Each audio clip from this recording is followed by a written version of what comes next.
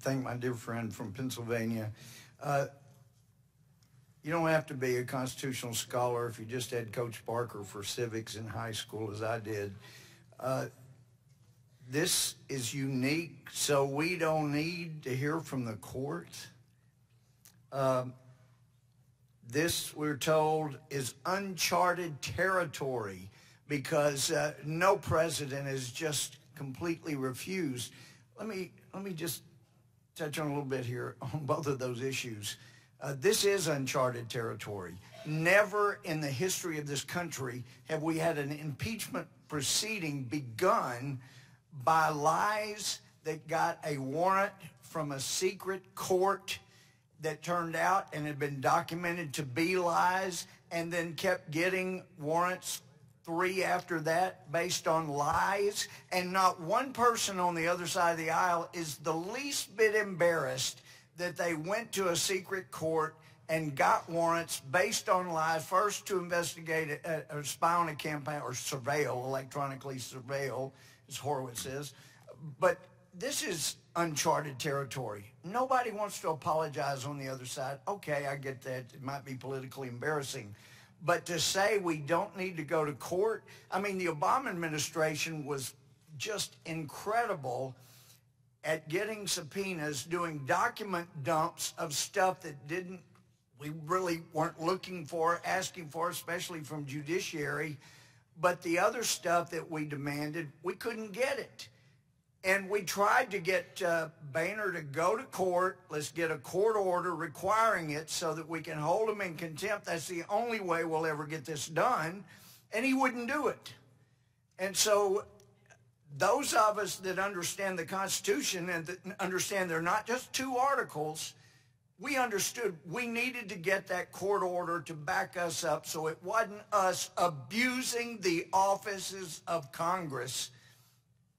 We had, as Turley and Dershowitz and others pointed out, you have the court, you go. And another thing that's uncharted territory, we started this impeachment proceeding about the Russia hoax and the Russia collusion and demanding all these documents about the Russia collusion. And it kept changing. And then it went to bribery and extortion and emoluments and all these other things.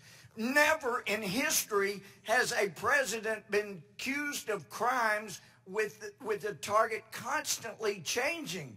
Now, when you subpoena documents, there has to be a reasonable basis for requesting information or subpoenaing witnesses. You got to have a reasonable basis.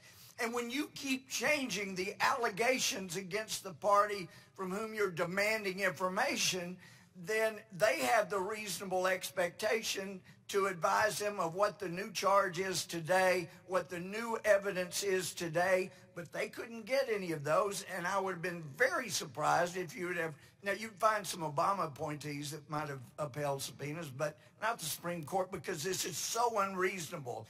And to the earlier allegation that, gee, even though nobody in the Ukrainian government has said they were a victim, well, it's because the president had a gun to their head. Well, that's not the case. The reason that they are not saying that is because they knew this is the most helpful president they have had since the steel curtain fell.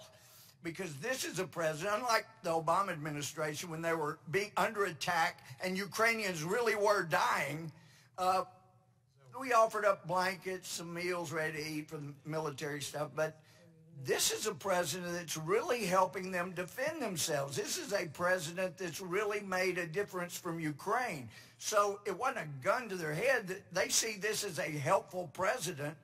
And another thing, if a victim does not admit to be a victim, anybody that's been a prosecutor surely knows this.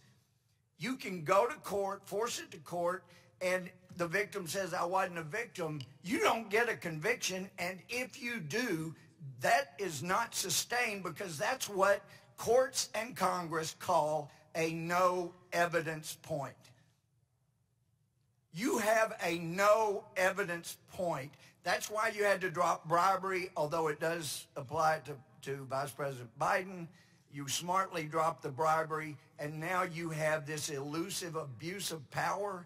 This is outrageous, and it needs to come to an end. Gentleman's time has expired.